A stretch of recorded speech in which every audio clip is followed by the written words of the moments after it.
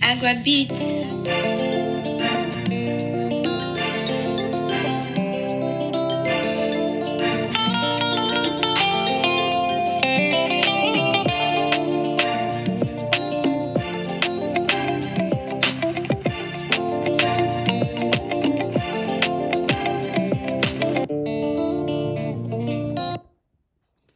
Eh bien, bonjour chers téléspectateurs. Naza encore très content, très heureux de retrouver Bino après cette ratée du dimanche passé.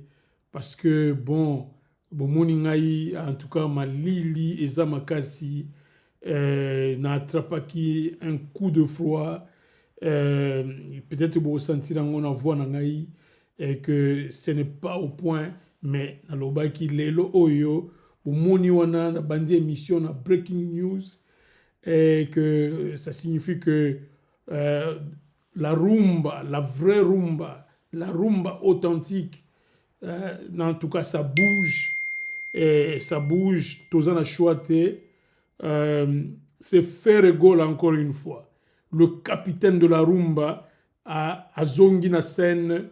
C'est depuis, je dirais, 2 jours qu'il est à Paris avec un groupe restreint de ses collaborateurs, dont le très estimé Trésor Congolo, qu'on apprend qu'il est maintenant le communicateur maison, le chargé de communication, poste on les a poste compliqué dans la G7.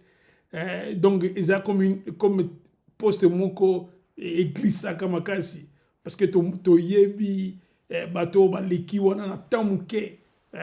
Bon, en tout cas, on souhaite toutes les bonnes chances à notre estimé Trésor Congolo qui a pris l'avion avec Ferregola, y compris quelques autres collaborateurs, Bazan à Paris, et Baye Moussala, Moussala Nini, Moussala ya Rumba, Moussala ya ko finaliser un grand concert où il faut bêter à Paris en 2026. Donc, tout le monde koloba, to zongelia que une grande préparation est dans la coulisse. To évoquer qui ba propos ya Alema Bankouk. Muto ya zo lamba makambu nyonso yo to yebi désormais le préparateur, le stratège maison na kati ya J7, c'est Alema Bankouk. Il y a un groupe de collaborateurs, bien sûr, Bazo Sala Moussala, et que Ferregola est venu, il est à Paris pour finaliser le contrat avec Sal Oyo Ifwa Beta. Vous voyez que Ferregola a un temps mingité. D'ici là, il faut que fêter Noël, fin d'année, je dirais, au Gabon. Et ici à Gossala Makambu, nakati ya palais des sports, on nous signale de Libreville. On a encore à kati actualité makasi Ferregola, mais ailleurs à Paris, parce que il a fallu que pendant qu'Azana Libaya munene nakati ya palais des sports na Libreville, et si ka oyo bazo zelaye, je crois on apprend selon les dernières informations que ça les a déjà sold out.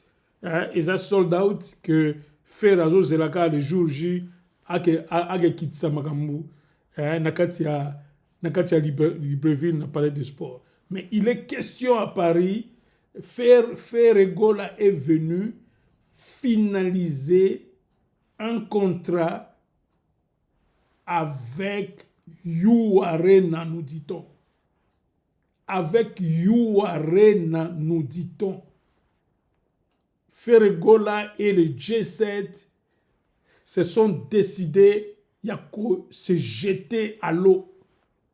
Ferregola lobi toko kende avec ba Gaulois na ba gladiateur toko longa bitumba oyo. Alobi tokei, c'est You Arena. Mais je dois vous dire que tout ça, c'est avec beaucoup de prudence. parce qu'il était question, Mikolo Lekiawa, on parlait trop des accords Hôtel Arena, hein, le fameux Bercy. Ferre voulait faire un double là-bas. Mais Toyebite, en tout cas, selon les dernières informations, on apprend que c'est You Arena. Et même dans ce même You Arena, on apprend que Werason, grand frère Naye, on dit que Werason Azalaka Nzela faire. Werason Azalaka Nzela faire. On apprend que Werason, maintenant, il est à Paris, en studio, avec quelques jeunes de Paris, dont Youssoufa, hein, Congolais, et surtout Congolais à Paris, dont Youssoufa, Osa na moi moi Lokomoko, Oero Kota na Katia Morote. Donc, Werason a évalué Morote à l'obi, Oyo, na misi Maxi Singolawa. Et ça, de l'autre côté. Qui tous ces pays ici-bas, et ça, de l'autre côté. Il faudra qu'il y ait une recette à l'extérieur. Donc, Moro Teko Bimate, il faut, à part Youssoufa, Toyoki que Moro Teko tourne dans le featuring. Pourquoi le featuring? Parce que Werason veut jouer à You Arena, nous dit-on. Werason, Oyabiso, Oyo, l'un des grands ya Wenge. Alors, il faut Tchalibaya na You Arena. Tokolobelango awa, Oezaka ba annonce à minene. Donc, ça signifie que Ferre na Werason vont encore se croiser quelque part. C'est pourquoi Moni Ferre ailleurs rapidement. Alinga Silsa Makambo. On nous dit même que ça risque d'être le 3 mai. Le 3 mai 2026. Donc, 3 jours avant concert et à Stade de France. Donc, vous avez que, en tout cas, terrain Europe et Kozala riche en événements. Très riche, je dirais. Donc, préparez vos billets. Naibiki ba Gaulois, bazo zela kakayango. Donc, Ekozala Gaulois, mon qu'on a famille, naie 10 personnes. A somi 10 billets. À Cabo, les familles. Gaulois, moussou 10 billets. Parce que tu as 40 000 places à couvrir. Tu as comme une promotion. Tu as comme une. Alors, puisque déjà nous sommes là, c'est que des titres. Et laissez-moi vous donner un titre aussi majeur. N'oubliez pas que ce 29, nous aurons le Quartier Latin, ce grand orchestre. Je voudrais illustrer aussi avec Ali Debs. Nous avons quelques images juste d'entrée de jeu. Kofi Olomide, Yena Bapoule Naye, Oyo Basala la poule, le beau temps dans Katia Rumba. Balobi, Tozo Kende, Mopao, Tozoya. Ils ont fêté anniversaire à Quartier Latin pour lancer un message de Bisso Awa à vous tous les Congolais pour se rappeler l'importance de Kofi Olomide dans la musique à Congo. Bobo, ça n'était qu'il n'y a pas une fête congolaise, je dirais une fête africaine, même dans les capitales, les pays africains, il n'y a pas une seule fête sans la musique de Kofi Olomide. Donc c'est à nous les Congolais, c'est à nous les Africains d'aller honorer cet homme de Kofi Olomide. Parce que Naté Ali Debs, parce que Nakati Ali Debs, le concert de Bordeaux, vous retrouvez Fali Poupa là-dedans et vous retrouvez Ferregola. Donc vous avez que Kofi Olomide n'est pas n'importe qui. Dans la minute où on a Fali Poupa qui fait l'appuyer le beau temps aujourd'hui et Ferregola, le capitaine de la rumba. La quartier latin. Et c'est ce quartier latin-là qui fête. Attention, Congolais, il faut savoir honorer les siècles. Et puis, je crois, toko ça tout monde transition pied avec BCBG. On vient de recevoir des images fraîches de Kinshasa, là où je cherche ma caméra, s'il vous plaît, où je me suis peut-être mal placé. Je cherche ma caméra. Voilà. Ça, c'est Jiben Diana qui a marié sa fille. C'est dire que Bato Bakoli, moi, Jiben Diana, moi aussi. Je crois que c'est Daïda Toyoka de Banzembo. Yenda Bali. Alors, vous voyez tous les musiciens très endimanchés avec des tenues de gala, juste pour honorer cette dame qui est enfin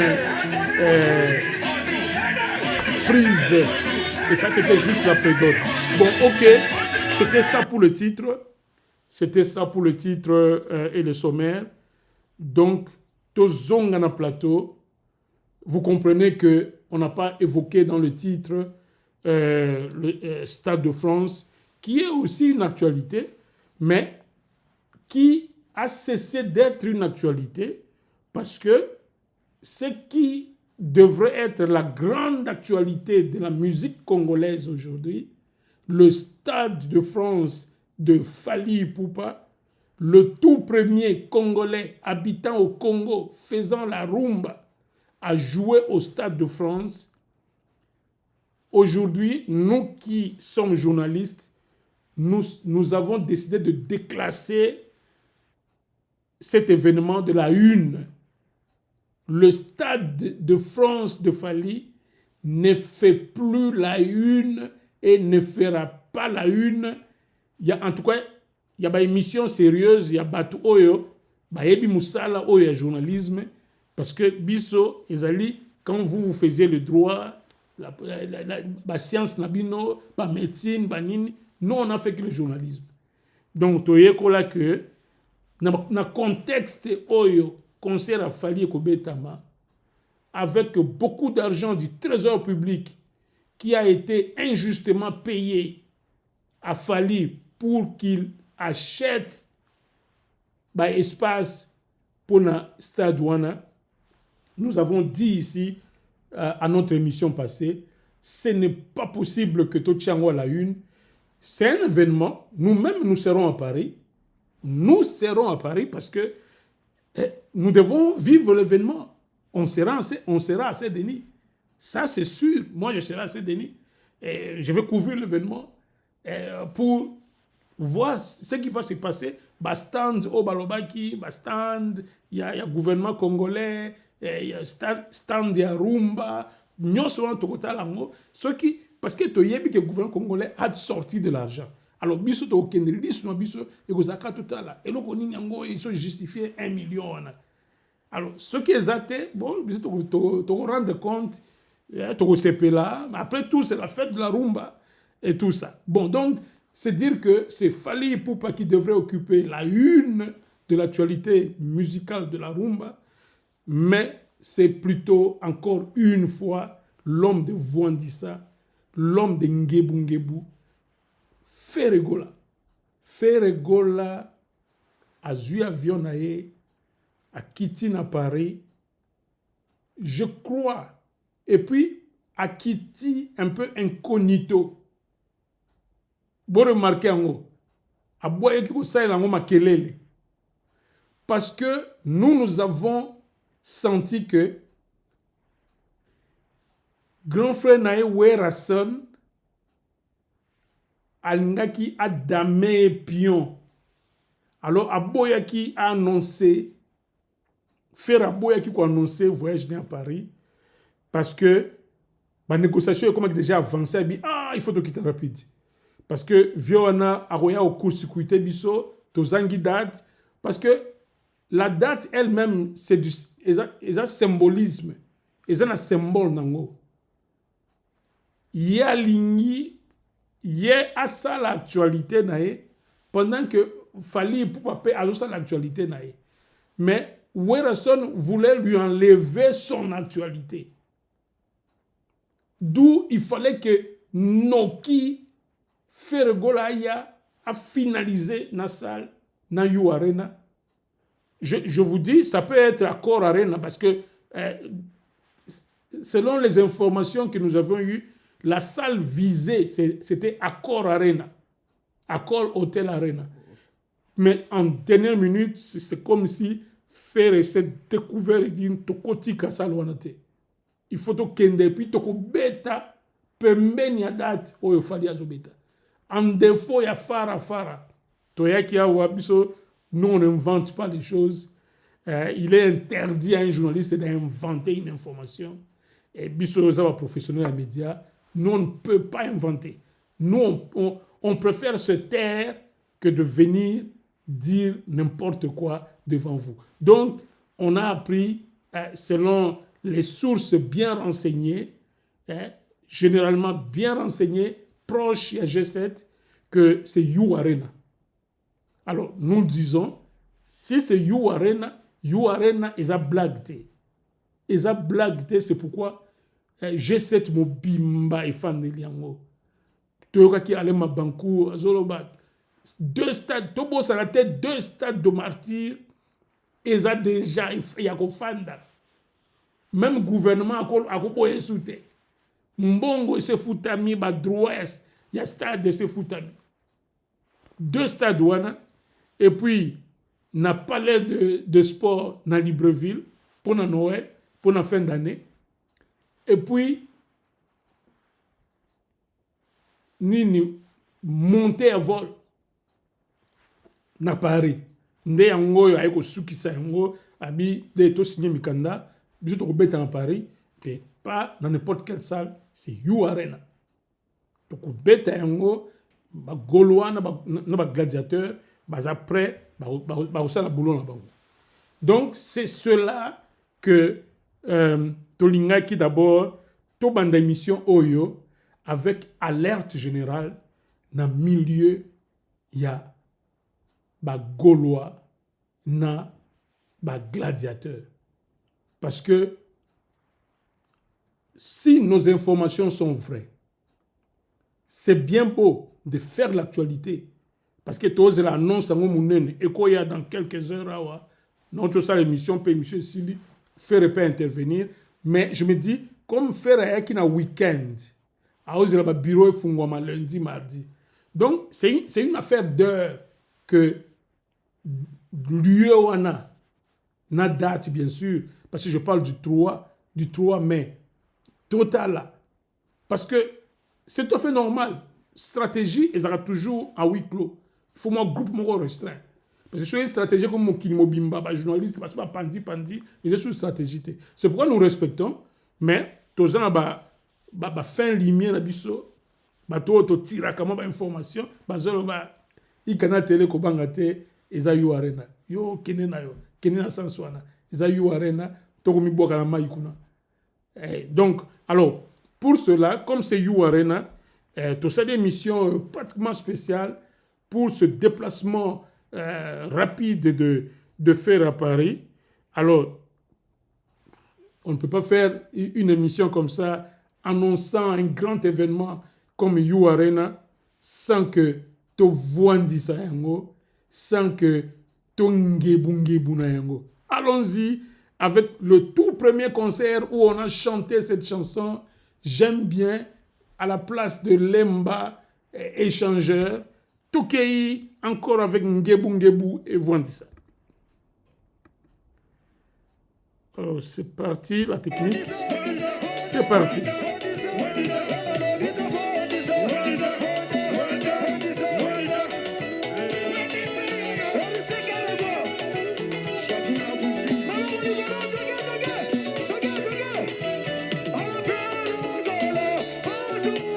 Omoni wana ke oza blague te bagoloa oza hymne national na bino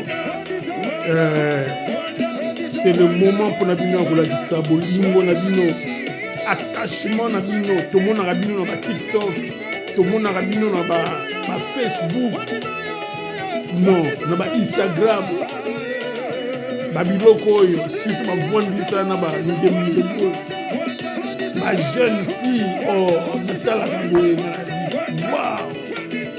Alors tokei boyebi ke na kati ya ikanal tele tozalaka na baoyo ya biso baoyo babatelaka émission oyo na molimo baoyo batiaka biso na mabondeli ke ikanal tele ezala toujours debout contre vents et marées. Toke kobenga baoyo ya biso baza na kati ya Paris, Mère Alex Moleke Mère Alex Moleke mosali ya Nzambe toye kopesa yo mbote, toye kopesa pe mbote na papa Achille Kazadi ye pe na kati ya Paris, la capitale française. Toye kopesa bino mbote ya lokumu, bino boza ba réserve éternelle ya ikanal tele. Mère Alex Moleke na papa Achille Kazadi bozwa mbote ya lokumu. Tondimi ke mabondeli na bino za kosala. Alors tokei toke kopesa mbote na Mère José ye pe na Paris.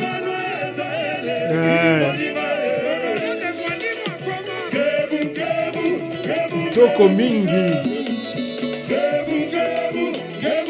tokopesa mbote na Maman José na ya Flori Kiasuka na kati ya Paris. Bozwa mbote ya ikanal tele pendant que tozoyoka mobilisation générale oyo ya bagaulois na bagladiateur. Mère José toyebi yoza warrior yo moko yebi likambo esalemi na Stade de France, mbongo bakongolais 1 million eke kofinanse Stade de France. Toyebi te olobi nini Mère José Kiasuka. Alors tokei topesi mpe mbote immédiatement na Flore Kiasuka, cette jolie dame à Paris. Flore Kiasuka zwa mbote na biso, mbote ya kitoko. Totindikeli yo bambote nyonso oyo toza na yango.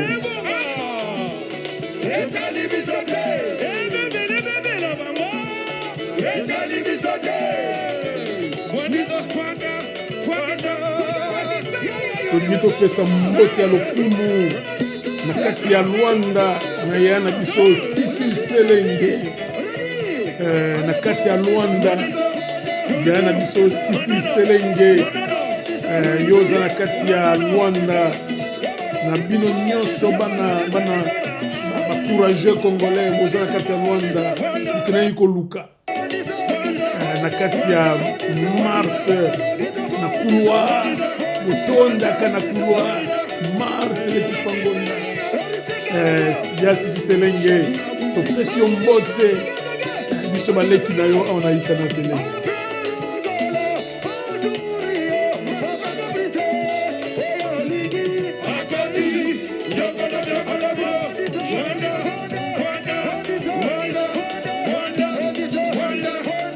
Kopesa pe mbote ya lokumu na ya na biso Sambale na kati ya Lemba Las Vegas. Na profite pe na pesa mbote na bana nyonso ya Lemba, surtout ba oya Las Vegas. Tosepelaka na bino a partir ya flambeau na bino ya Sambale na biso zwa mbote pendant que tomobilize bagaulois.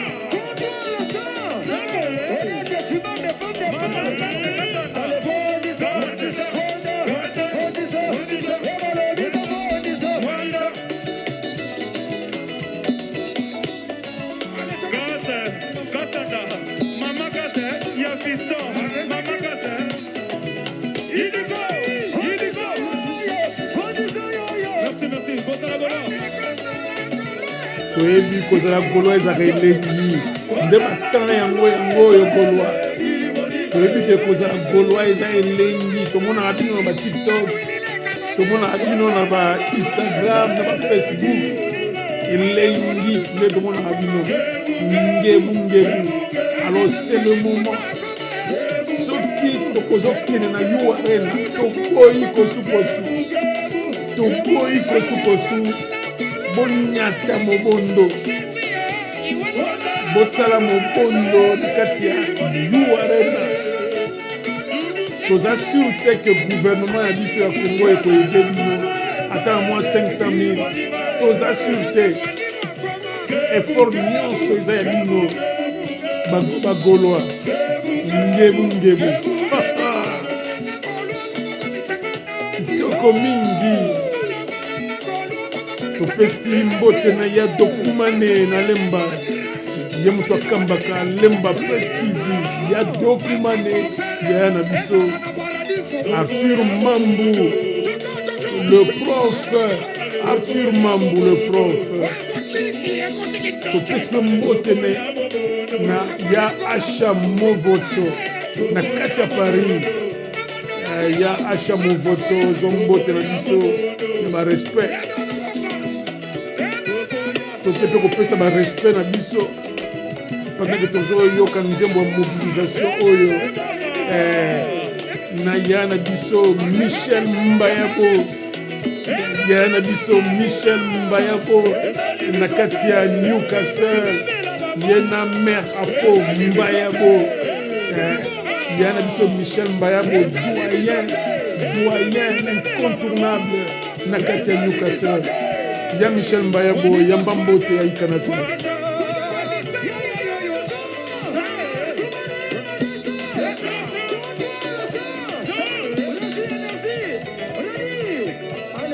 topesi mbote na Ashimboyo prêtre na kati ya Londres Ashimboyo tobosani te Bruce Pangi prêtre mosusu wana prêtre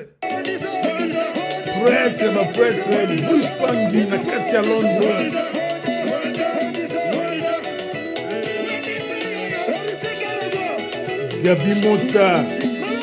Gabi Mota prêtre mosusu na kati ya Newcastle prêtre Maître G doza mwana père mwana mvuruzi Gabi Mota topesi yo mbote na kati ya Newcastle prêtre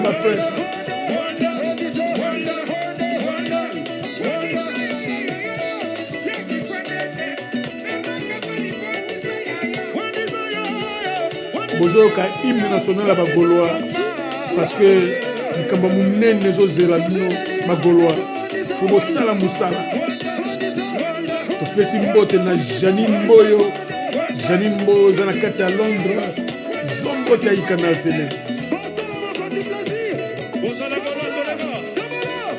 David Kasongo na kati ya Newcastle yoza Deba Mbongo David Kasongo yoname pesi bino mbote Jano Bononge mwana kanga engambe mobali jamais Jano Bononge mbila yona esperi bialu bozo mbote ya Canal Télé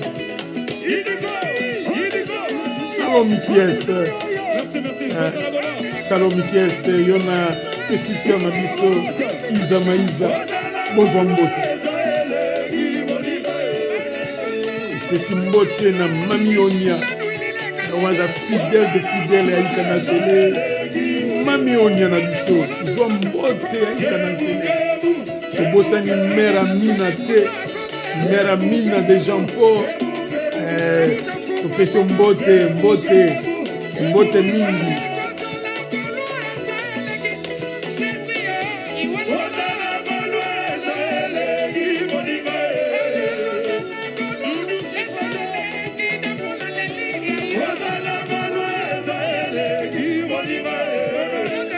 voilà ngebu en tout cas tosepeli na temps oyo topesi parce que oyo ezali eloko monene c'est You Arena pour les Gaulois et les gladiateurs et les amoureux de la rumba, de la bonne musique. Nous annonçons que faire Ferregola dans le laboratoire va décider que eza You Arena et puis You Arena on a 40 000 places.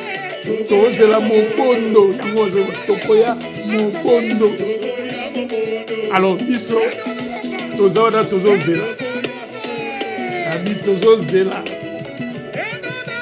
Ekobonga kaka. Voilà. Kitoko mingi. Abi kuna etali biso te. Alors, tous on a un plateau parce que l'hymne national, il fallait yoka. Parce que il faut qu'on réveille les Gaulois, les gladiateurs, que Bozan et l'autre amènent les autres la Bible. Bon, ils ont blagué, ils ont dit que tiens ma beaucoup de poche, pour mettre mon bondo, le véritable mon bondo, il y a un mois pour remplir ça, Luana, sans bon gouvernement. Sans bon gouvernement. Voilà, Kitoko Mingi. Merci Ferregola, merci J7, merci Bagolois, merci Gladiateur. Tous sont à plateau. Voilà. Alors, ça valait la peine, Tolingaki, toi alerter Bagolois. Parce que c'est bien beau. Yakoloba, biso tokei pona You Arena. You Arena is a mamana mukua. Mamana mukua. Tout à l'heure, je vous ai parlé de Werason qui a un projet pour You Arena. Nanyangwa alinga mema Werason na You Arena. C'est le fameux Charles Tabou. Bozoye ba le fameux Charles Tabou. Oyo amemaka yena Live Nation ba memaka faire. C'est pourquoi mon faire hier rapide na date. C'est que faire na Werason bazan bitumba moko heureusement code 16 ezaya kufanda pe je crois pas que code 16 entre ma Gaulois na Werasonique et que ça a relevé. Ngano quand ça peut être bon d'ici là bah on fumer les calumières de la paix comme on dit. Donc non, c'est pas l'ordre du jour bitumba ne a cessé. Donc, Werason a zoboya kusila. Pendant que l'instrument principal et andoule ya Werason ezaya kubeba lelo. Tozo lobayango que Wera devrait se taire. Wera devrait se contenter na muke oya kozua. Wera a déjà fait son succès. Wera a déjà eu son pic. Le pic n'arrive qu'une fois. Le pic n'arrive qu'une fois. Dès qu'on a atteint le pic, c'est-à-dire on monte, on atteint son pic, et puis on descend. Mais Wera veut corriger logique ya Mukili, logique ya Nzambe. Werason veut corriger cela. Nous disons non. Tu as atteint ton pic, tu n'as pas le choix. Après le pic, la courbe devient descendante. Après le pic, c'est toujours la descente. Tu ne verras. Bon, il y a des gens qui, après un pic, c'est la descente, et puis elles vont monter, mais à cause de la sous-piquetée, à cause de matamuke, mais à kiti kaka, isuki kaka. Même Ronaldo, même Messi, qui savait que Messi va aussi là. Mais de là, Messi va comme beta balle normal. Ronaldo va comme beta balle normal. Pour Ronaldo, c'est sur Ronaldo, Messi, non. Parce pas atteindre le pic, courbe comme descendante. Werason doit comprendre cela. Nous chaîne Oyo, Tolobakaïza, cette chaîne a été construite, a été lancée pour soutenir Rumba. Biswa wato soutenir Rumba. Donc, il n'y a pas de raison que tout se tourne contre Werason, tout se tourne contre Fally Ipupa. Non. Mais vous comprenez que Werason, j'ai parlé de son instrument principal. Il faut Werason a checké d'abord. Instrument principal et la musique, c'est quoi? C'est la voix. Werason n'a plus de voix. Je le dis ici sans gêne. Et puis, Ceux qui travaillent mon ezali, mais toujours mon ango na ba scène. Même na ba nzembo toujours kabi oh ils souvent la musique té. Ezaka po hein ba pas beseni er moko bon, ils n'ont plus le choix bon oh aza moi icône mais amuke parce que icône ezaka Kofi. Kofi ne tokolobela dans quelques instants. Donc voya wera déjà. Eza mobulu Morote, combien de fois il a annoncé Banzembo ese salema Morote basaba boucler yango mais a fungoli Morote a dit Youssoufa sous la conduite il y a Charles Tabou moni bateau bazo bundisa faire gola. Et puis nous on dit pas parce que tout biso comme chargé à communication à faire gola. Non. Nous disons seulement que nous le problème c'est que Ferregola, c'est une flèche montante.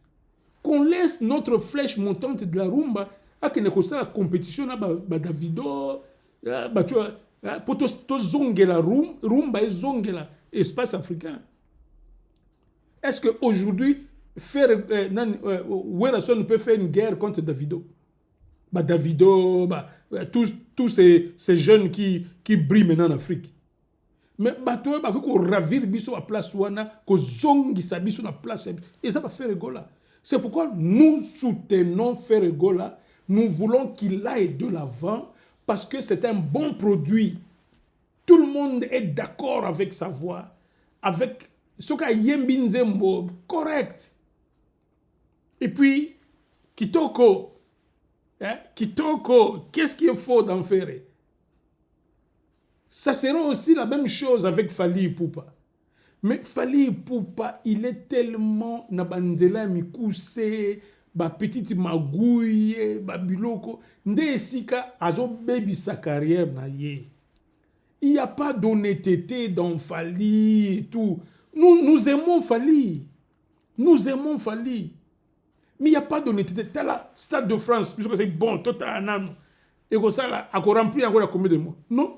Quelques semaines, Stade de France a oublié à remplir. Si quoi aligné, biso, bateau, to souffre banchik, ton dimelaye que oui, et ça n'a plein à solo. C'est pas ça. Tout repéré. Mais je vous annonce que nous, on sera à Paris. Rien à faire. Tout est finalement acheté. On sera à Paris. On sera à Saint-Denis. Tout vivre le temps on a et puis tout là, surtout tout qui est à Paris pour tout là, bah effet, il y a 1 million en bon congolais. Reportage obligé de ça là aux Alaka, 1 million en bon congolais et ça là qui nini. Ceux qui te montrent stand ya Congo, Biloko, festival à rumba, Pembenia Stade de France, dans la 1 million à congolais. Bon, bisous que les cas total à Ango. Et puis, Tokotal a peu fallu. Tu as vu que, as un charmeur, Tokotal a fallu. Bisous, Tokotal reportage, normalement. Ça, c'est le temps nous fait défaut. On aimerait bien parler de tous ces grands-là. Alors, tout suspendre Mouké, parce que l'émission, normalement, ça ne serait que Ferregola. Mais Nadingi, n'interrompre un peu le Ferregola pour parler vite de Koffi Olomide. Très important, Koffi Olomide. Chers Congolais, Rumba et Congo, il faut total anasima. Toyeba et Sika Touti. Je n'aimerais pas na remuer ciel et terre jusqu'à na déluge ancien rumba et tout ça tina bataboulé luambo banini non. Tozui Koffi Olomide congolais. À quel Congolais ou à quel Africain peut-on présenter encore Koffi Olomide? Na Congolais nini toki lelo ko présenter Koffi Olomide. Koffi Olomide azaka mutu alela média azaka absenté de to monaka ye na biloko na ye na mama si na biso que je salue en passant la deuxième, seconde dame ya Congo, Otondima, qui a la seconde, deuxième dame Nabiso. Bon, dire les sujets, nous ne sommes pas dans un royaume. Mais Tondimi, chapeau bas, na mamasi, yena icône. Sans gêne. Les ramassites de la rue. Nous, quand on appelle quelqu'un icône, c'est cela. Parce que Koffi Olomide, s'il n'est pas icône à Rumba, Zanani. Koffi Olomide, s'il n'est pas icône à Rumba, Zanani. Koffi Olomide a beaucoup fait pour la musique congolaise. Koffi Olomide a télémis sa musique à Congo. C'est pourquoi Azan ba master, ba président, ba premier ministre, na Congo kakate. Koutou er moko na Congo, ba komo boy ki saye, parce que chaque régime est en batunaye. Na Afrique, qui est na Côte d'Ivoire, qui est na Sénégal, c'est Azan monsieur. Alors, Congolais, je voudrais insister avant ce concert à samedi. C'est le quartier latin qui va jouer. C'est le quartier latin qui va fêter son anniversaire. Quel est ce Congolais qui a causé la erreur à Tikanapalais, à qui ne s'associer qu'au peut sa civilité n'a été dans le Grand Mopao? Non, on ne peut pas s'absenter dans la fête. Ça, c'est la fête de la rumba. C'est le roi du Tchatcho, le roi de la rumba, l'icône nationale, il y a rumba, l'ambassadeur, même la politique de notre pays lui a reconnu que sans discussion, il dit, a Congo, il a Koffi. As ambassadeur et culture, il a biso. Nanga qui n'a rappelé bino les hauts faits à Mopao. Les hauts faits. Les oyo. Que l'espoir de la rumba, c'est faire gola. Nagotia Ali Debs. Nzembo wana ngango mingi. Nagotia Ali Debs. Moi, concert na bango à Bordeaux. Beaucoup de monde na concert wana, il y a eu faire gola dans ce quartier latin. Il y a eu Fally Ipupa, pour ne pas citer les autres, parce que ce sont les deux qui s'affrontent maintenant à la tête de la rumba, de la musique congolaise. Bango nyonso wana, c'était des éléments dans le quartier latin, sous le leadership de Mopao Mokundi. C'est pourquoi Mopao atala bango, atala Ferré, atali Fally. Je crois qu'il doit avoir un sentiment et une satisfaction, Mopao. Je suis convaincu. Mopao, c'est un homme intelligent. Atala Raboabi, bon, malgré moi, créer rumba, mais il doit être satisfait que Fally Ipupa a joué chez lui, a travaillé chez lui. Ferregola a joué chez lui, a travaillé chez lui. Quand je dis travailler, c'est que Mopao a fait un bongo chaque mois. Chaque mois. Donc, petit naïe, le lot comme leader incontestable et contesté. Nous sommes bomona Ali Debs au concert oyo. Nde mutu nyoso ezaki moi doute na Mopao. A hôtel oh Ferro ya komi lelo sommet de sommet. Sommet de sommet. Na Fally Ipupa azo rempli Stade de France. Na 3 semaines. Fally Ipupa a rempli Stade de France, soi-disant, dans 3 semaines. C'était un employé de Koffi Olomide. Ferregola oyo alinga asaka na yu arena. Oyo azo pesa batu ba ngebu. Il a travaillé chez Koffi Olomide. C'est pour vous dire, Koffi Olomide est une icône, aza icône. Alors, toyoka ba rumba o Koffi abeta. Ba inspiration o yo Koffi azwa na kati ya musique. Non, ça c'était un grand. Abeta ndule ya ndenge na ndenge. Ya mawao, il y a Essengo, il y a Rumba Love, il y a Kobini Sao, Bangouasumao. C'est toujours Koffi Olomide. Il n'y a pas un créateur au Congo, excusez-moi de le dire, il n'y a pas un créateur dans la rumba comme Koffi Olomide. Là, répondez-moi dans le chat.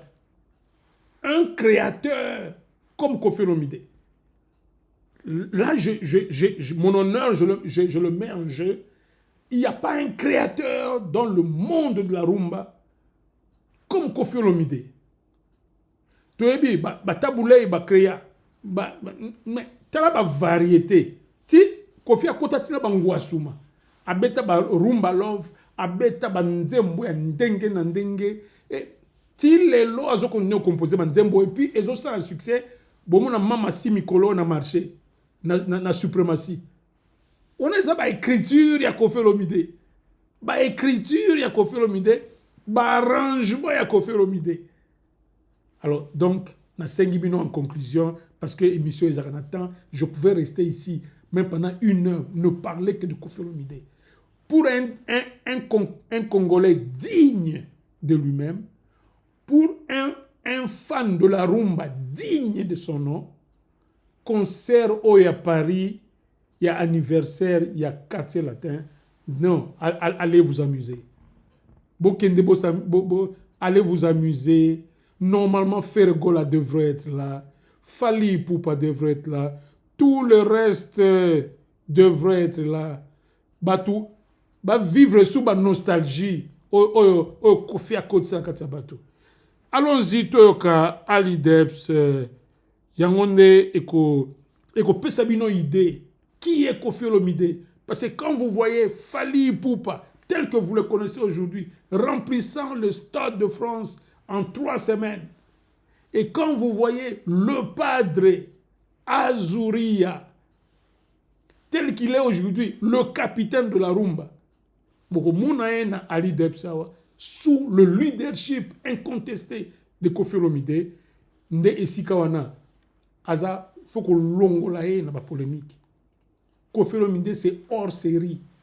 Hors série. Toboïte, polémique, Eza Makambu. Eza Bilé ba Congolais, mais toi apprendre à respecter Viona, to tchaï libanda, to benga yeka icône. Voilà, Ali Debs, quartier latin, Tokei. Ah ouais. Cocaïna.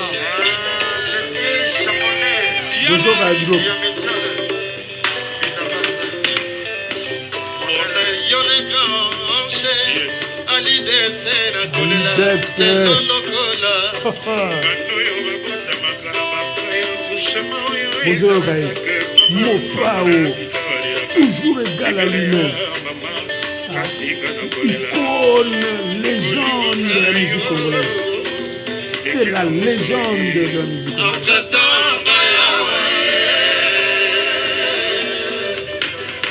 Lilia Kassongo, Sherika, Topeso Mbote, Panakozoka, Ali Debs, Yona Alba, Omokoko.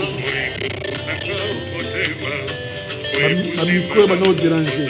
Mon père, Abana Bassape Kala. Ça, c'est un génie de la musique.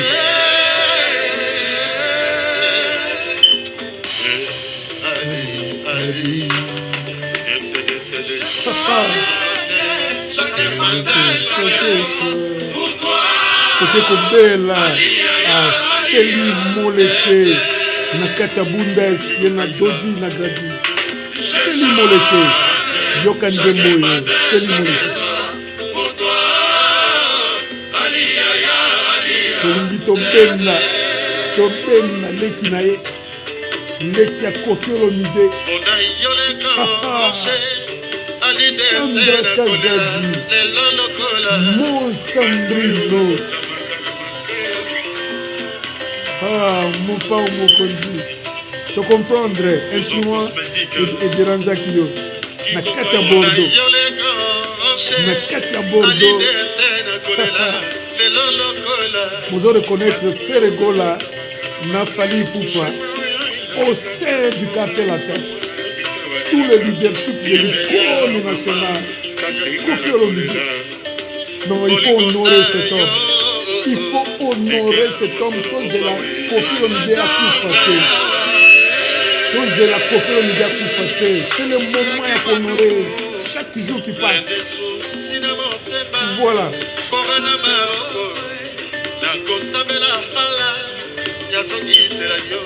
Topesi mbote na Papier Mungu. Papier Mungu yoza mokonzi ya Newcastle. Topesi mbote Papier Mungu. Muzoka organisation ndule, muzoka ba talent bazana kata orchestre. Toko mingi.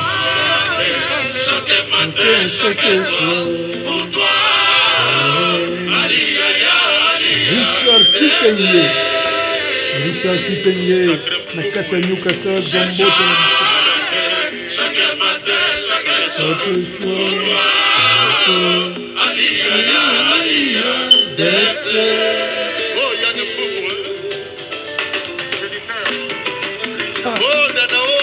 Koffi Olomide. Non, Congolais, tous à la télé, à Paris, le 29, le samedi prochain.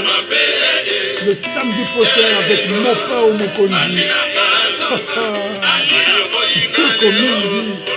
Kitoko Mingi, avec l'icône nationale. Koffi Olomide. Voilà hors série. Tochakaye na mamakambo na biso.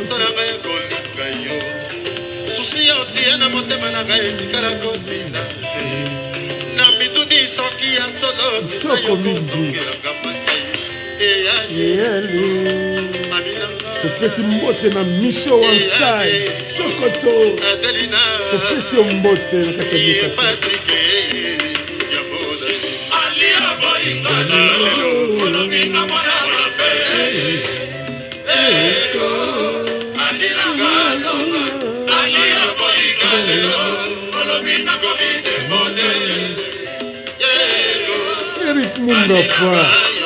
Eric Mungapa, yoza le dragon du Katanga. Yom Topesaka, yope mutore tiraka. Eric Mungapa, Zombote.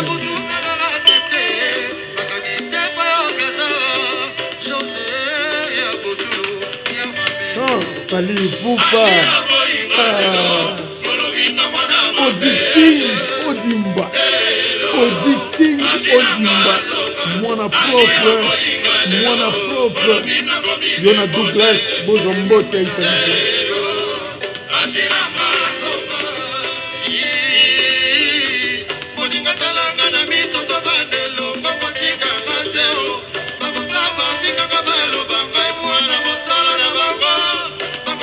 Topesi mbote na collègue na biso, consort na biso, Gisèle Osambia. Nos bisous, ma bisous na biso Gisèle Osambia. Amadou Kumba na kati ya Las Vegas. Amadou Kumba. Topesi mbote na Dr Mbanda na kati ya Milan. Dr Mbanda, nos salutations.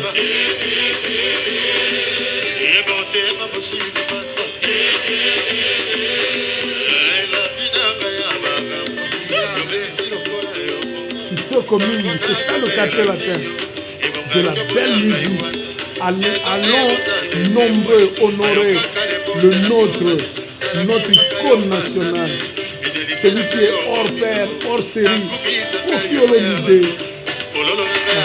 C'est pourquoi nous apprécions Moussala et Sandra Kazadi dans les médias sociaux. Nous avons mobilisé. Mon Sandrino, tout le monde nous avons mobilisé.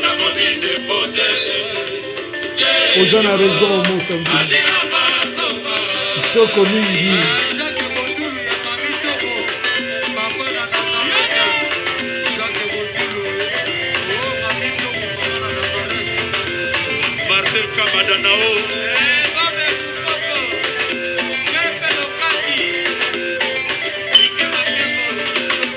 Pichen Sama Badjo. Hichem Samabajo, Sacré Fumo Zombota Sacré Ikanaka, Nakatsa Nikasa, Ikese Bayaka. Jasco. Fabrice Chanel. Jet-set. Antimo Antoine de Toulouse. Tobo Sanité, Topesa Moi Coucou, na Camille Moleke, très, Nakatsa Ikanaka, les Mokote, Nakatsa Nikasa, Camille Moleke, Zombota Nabisa. Okuzo. Cosmétique. Ange Moutema.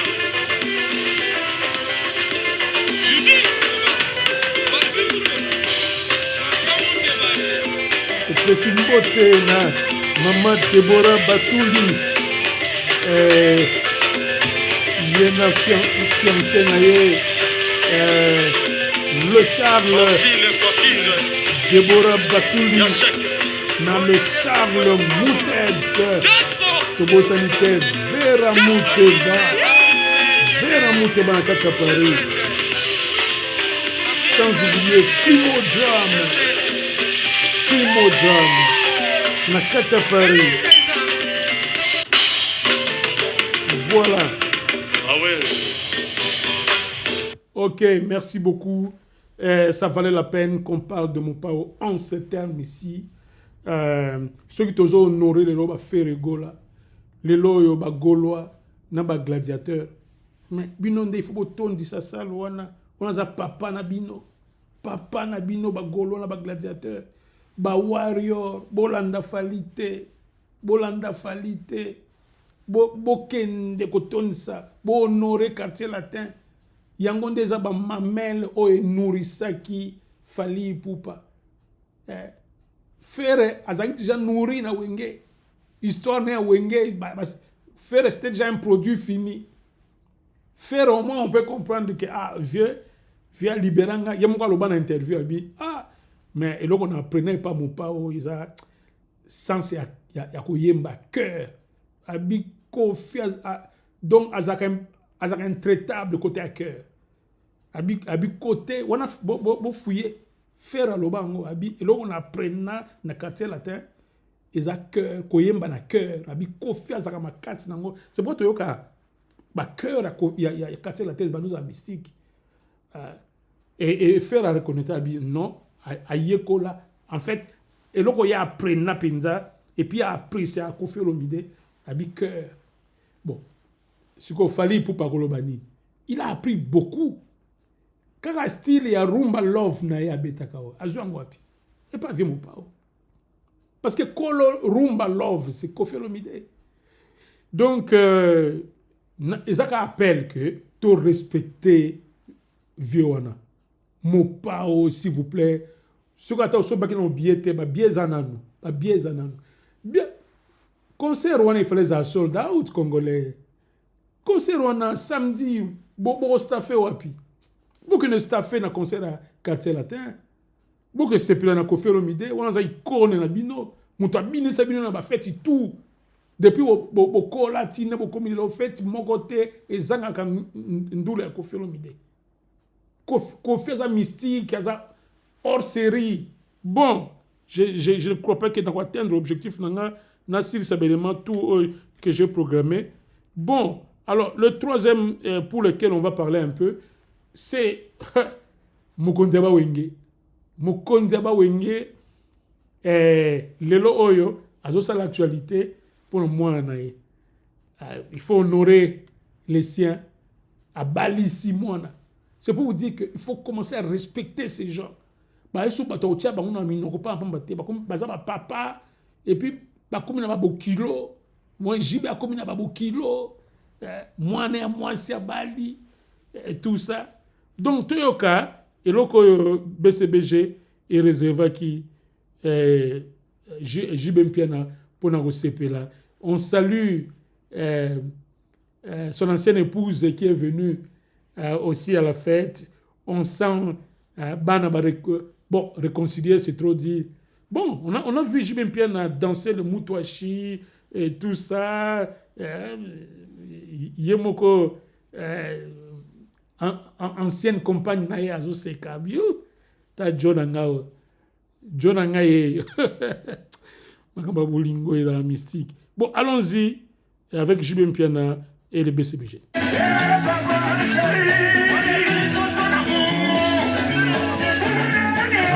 Aleki soso na bi congolais inventer makamba. Alors tu peux dire la oya tongo yaza BCBG ya tongo amisusu babandi yango mikolo Easy Kalonji yaza BCBG ya tongo topesi mbote Easy Kalonji très Easy Kalonji Yona mère pourquoi pour ma mère et qui m'a mère Fanny na libéré mère Fanny na Easy Kalonji BCBG à Sanga je suis nombreux topesi mbote na ye moko oyo afandisa BCBG arespiraka BCBG akanisaka BCBG eloko moko te ezanga BCBG ikiala wana ezali BCBG ya litela ikiala na merdero bozo mbote ikana tele très gikiala nandelaka gikiala kana bafeti okoyika liso pa gikiala omonaka position moko ya mystique donc gikiala miyebi pesi mbote yo na mevelo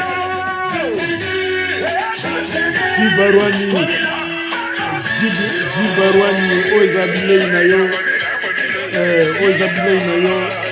on ne peut pas parler JB Mpiana sans parler Guy Barouani ya oya 4 BCBG oya 4 topesi mbote Guy Barouani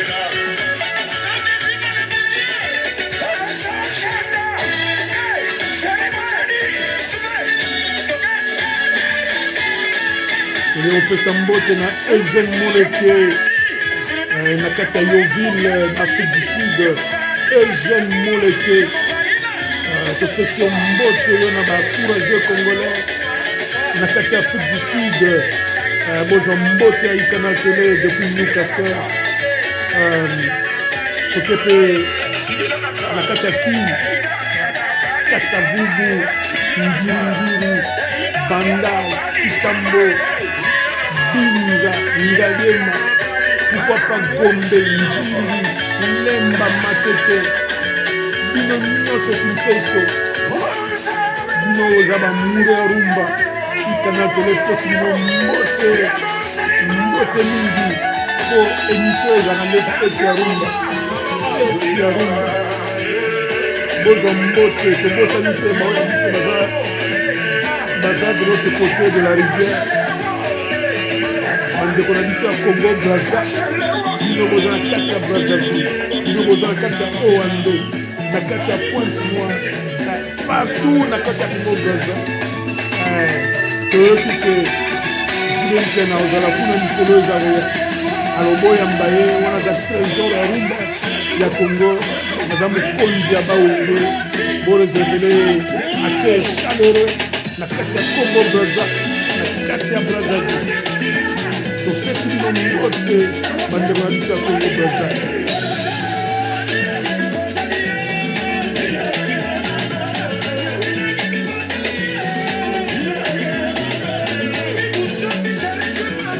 toke na Canada Nene Linyonga Véronique na kati ya Canada nazwa mbote na biso Nene Linyonga Véronique Matilua na kati ya Bela Belgique Zombota Canal Télé Matilua le Tsar SM Silver le Champagnat bon kitoko mingi oyo ezali les images de la fête de Daïda la fille de JB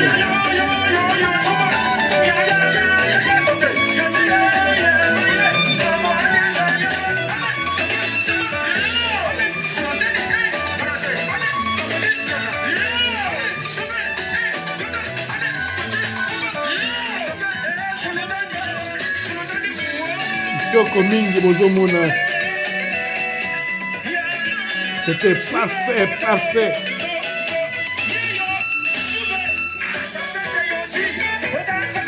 Kitoko mingi.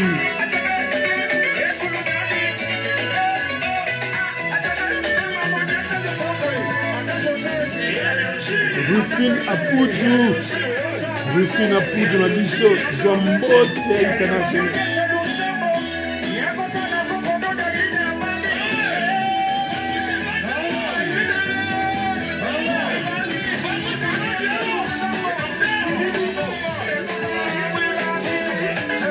Na kati ya Canada encore topesa Mao Kito zombote na biso yoza na kati ya Canada. Na kati ya Paris Choninko Bobo Bongongo zombote na biso yoza na Paris Choninko.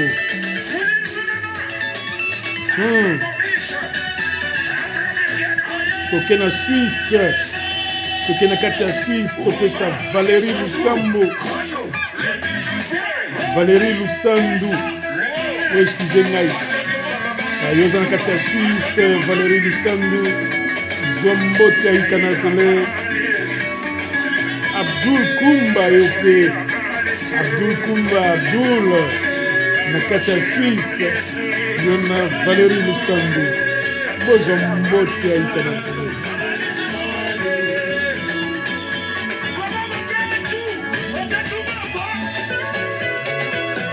Oh, la rumba congolaise.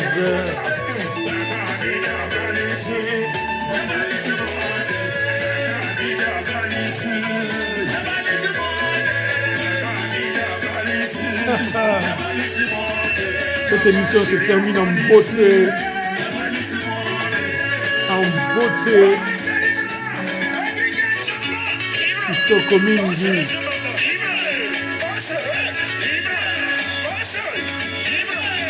Kitoko mingi.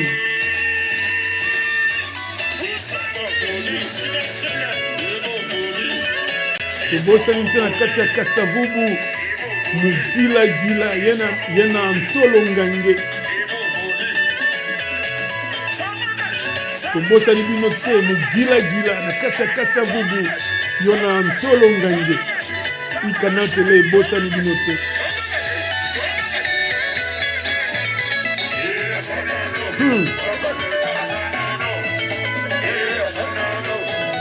Alain Longange azananu. Alain Longange azananu. Mokonzi munene awa na kati ya nyuka sana.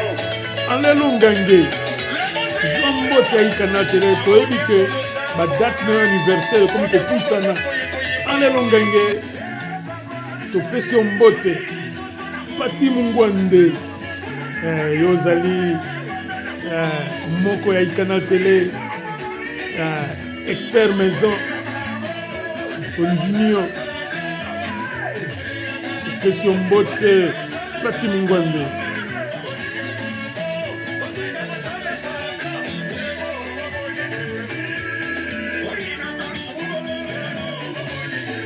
Toko mingi.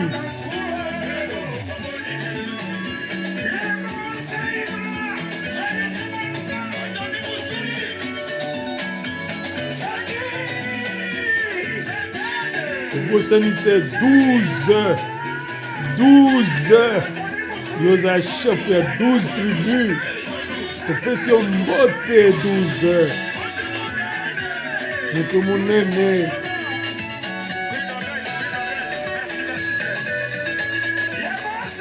Topesi mbote na Henriette Kasongo.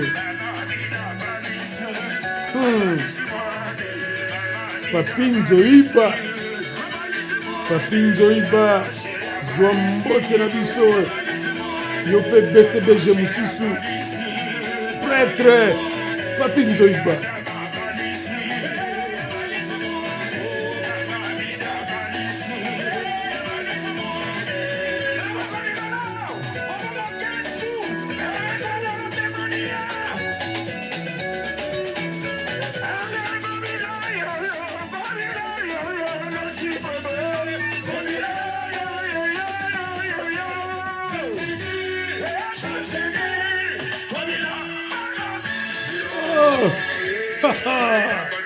Camille Moleke, Ozoka Makamboy, Ozoka son Onazoyoka. Camille Moleke, yaza motema ya Canal Télé, mon côté na Newcastle, yazali ba hors série, netwa mopao, hors série, Camille Moleke.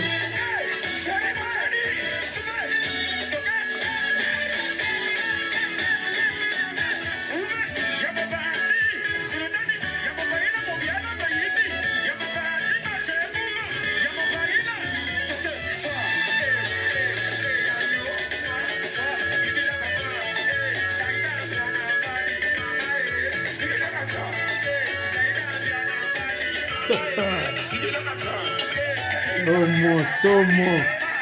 Ça c'est pour faire vivre l'ambiance qui a prévalu na rendez-vous oyo munene.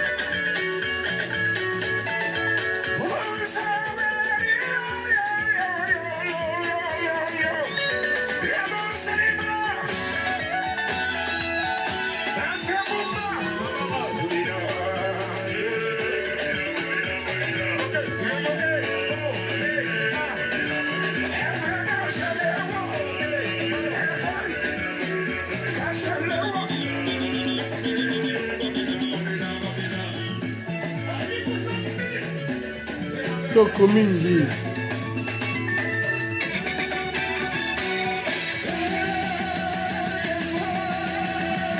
Voilà. Moyen aussi dit ça, c'est Benajibé Zalagate, parce que Mokola na Pongi, tellement ma fréquence et que c'est multiplié. Voilà. C'est le temps qui nous presse maintenant. Je crois que on ne va pas jouer toutes les chansons qu'on a programmées. C'est normal. On a fait ce qu'on a pu. On a commencé, on a dit le sujet principal de l'émission Oyo, c'était Ferregola. Tozo Zela, la grande annonce avec Ferregola, le padre Pazuria, Toyebi qu'il est capable de beaucoup avec ses Gaulois et ses gladiateurs. Oyo bazo Zela Kaka, pour babeta vraiment bondo. Alors mon bondo est propre. Il y a propre, sans bon gouvernement, n'inga calme. Alors, Werason, Toyebi, Yozo Lukaka Nzela, Yoboy, Faire Amata. Mais oh, ils attendent à faire Gola. Moi, yo pe qui sa faire Gola Mata, exaté. Faire Gola ne peut que monter. Il ne peut que monter. Parce que sa flèche est encore montante.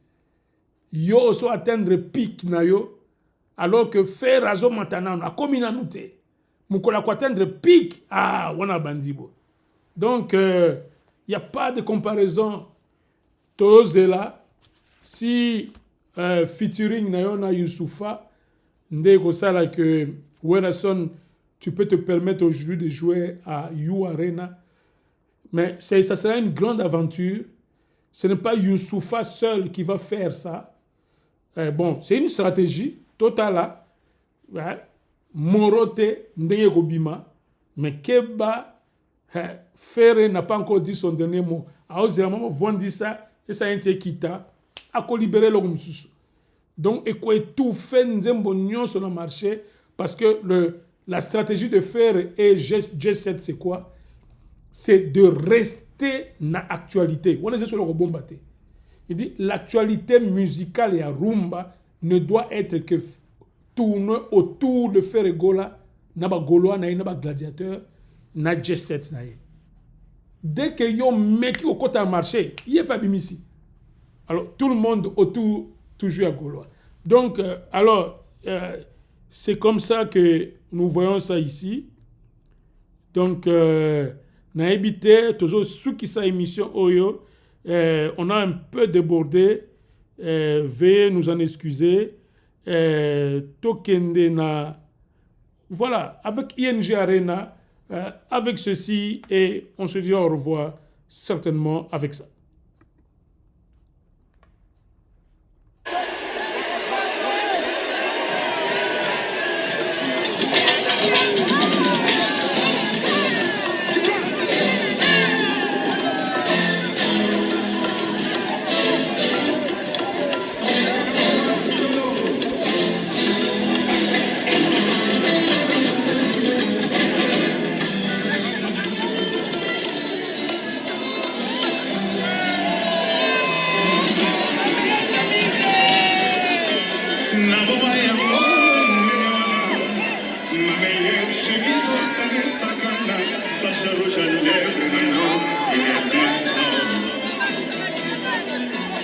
nalingi nyonso yo tobinaka namona yo pembala moko me batulena yo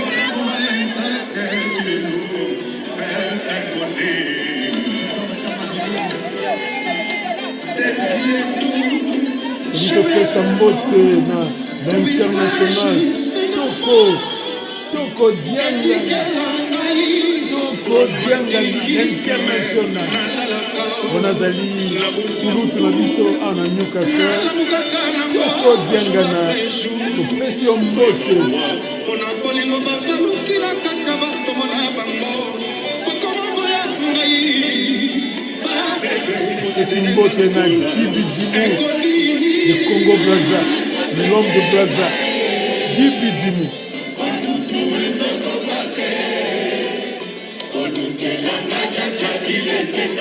Topesa mbote na famille Maiza, awa tokanisa papa na biso, papa Maiza na mama Maiza, boza mbote na biso esika bozali.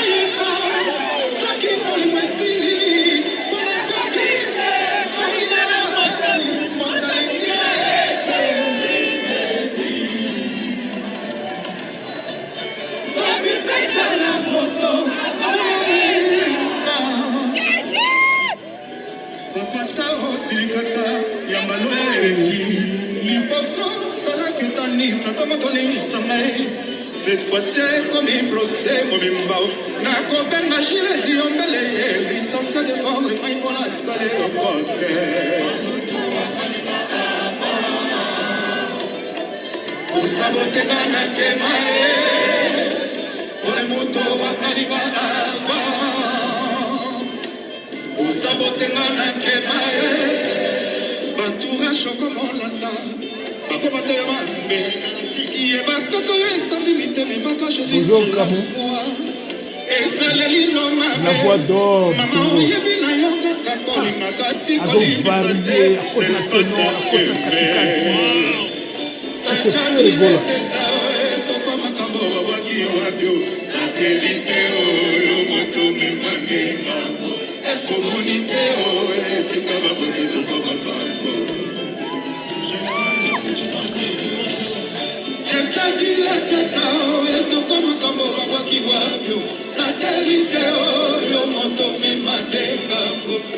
Topesa mbote na bagolois na bagoloise na bagladiateur Yolande Mandeba pendant que tozoka leader na bino Yolande Mandeba zwa mbote na biso Olga Masamba zwa mbote na biso Laurentine Lola zwa mbote na biso Catherine Kitanda zwa mbote na biso le très estimé Sylvain Samba Zouambote na biso Didier Kakam Zouambote na biso Kumu Enze Ebengo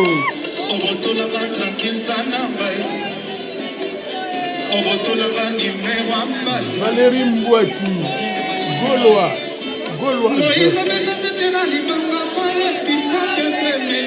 Viviane Ariel Biantouri, la Gauloise.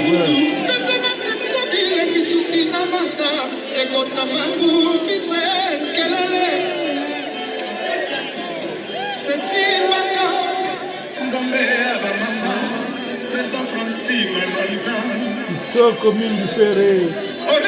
J'ai débordé cette émission d'aujourd'hui.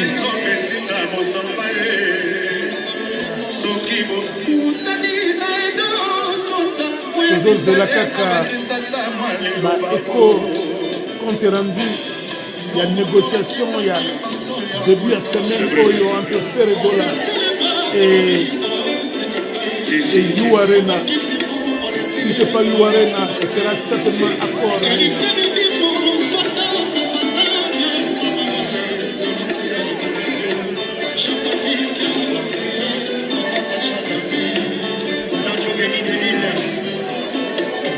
Obotolanga nimero aloketo Obotolanga tranquille zana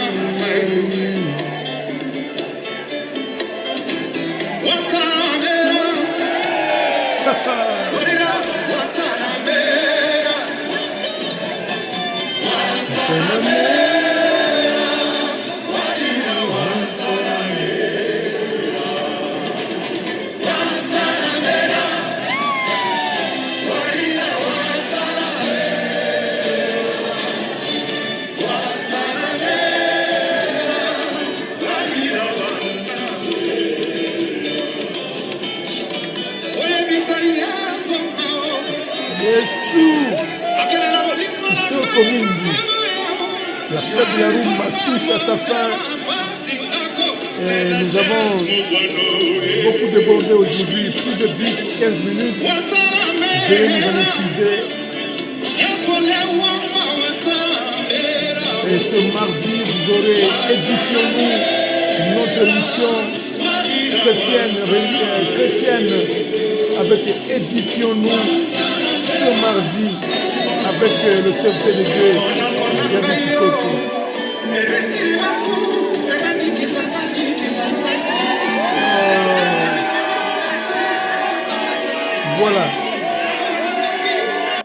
Voilà, tout est bien qui finit bien. Nous sommes en train de chercher notre générique pour que nous allions à Paris afin que Crimo Drum qui est à Paris puisse nous terminer allègrement cette émission. J'ai commencé avec Mère Alex, Moleke, avec Papa Achille Kazadi, Ozaba Réserve à Éternel Nabiso, Tosukisi Nabino. Merci de nous avoir suivis et nous nous retrouvons à dimanche prochain. En attendant, mais sous réserve de l'information que l'équipe de Ferré va nous donner pendant la semaine. Je me dis que ça sera pendant la semaine et on pourrait revenir pendant la semaine. Alors, Crimo Drum à Paris, termine-nous cette émission.